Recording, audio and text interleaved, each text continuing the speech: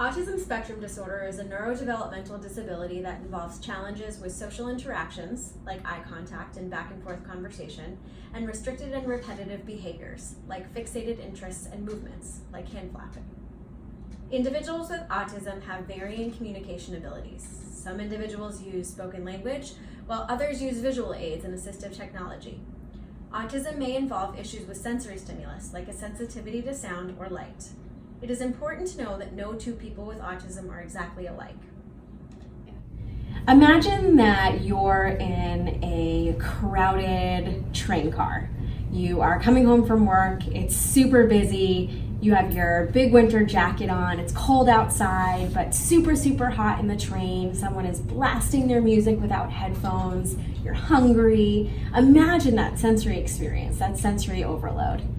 Now imagine you're a person that just experiences that in various ways just throughout your everyday life. Understanding that individuals with autism can get very overwhelmed by the sensory experience and the environment around them, we designed a toolbox filled with items and tools to help distract individuals and make them feel calm and less anxious when in a new environment. The different items in the toolbox can accomplish different things. So we have headphones. That might be helpful for the individual who's really overwhelmed by a lot of sound. We have a weighted lap pad. That pressure on someone's legs can help them to feel calm. The bubbles can be really helpful in getting a child to calm down and just breathe. We have a lot of items that provide some fun visual stimulus, visual schedules that explain exactly what is going to happen can be really helpful. So something simple like a first then board that might say, first, we're going to get a blood draw, and then we're going to go home. Can also be helpful to give individuals the tools to be able to share how they're feeling. Sometimes just pointing to a picture or being able to express an emotion can help someone to feel calmer and more in control of what's going on around them.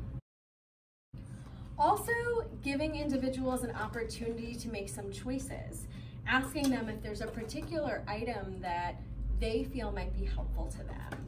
Giving them an opportunity to ask for help, take a break, or tell you if they're hungry for a snack. There's no right or wrong way to use the items in the toolbox. Each individual is different and may be drawn to one item over another and might use the items in ways that you're not expecting. It's really important to clean the items in the toolbox because we don't want germs spreading between people. So it's really important after each use that you wipe down each individual item with one of the Sani cloths. Please remember that bubbles and pop tubes are one-time use and can actually go home with the person. If your toolbox has a data tracking sheet on the top of it, we do ask that you collect some really simple information about when, where, and how a toolbox is being used. The 4 points we want to highlight are: there is no right or wrong way to use the toolbox as long as the items are being used safely. The toolbox can be used by any person of any age. It is important to clean the items after each use, except for the bubbles and the pop tubes, which are one-time use only. Initial the check sheet if you have one on your box's lid so that we can collect important data on the use of the box.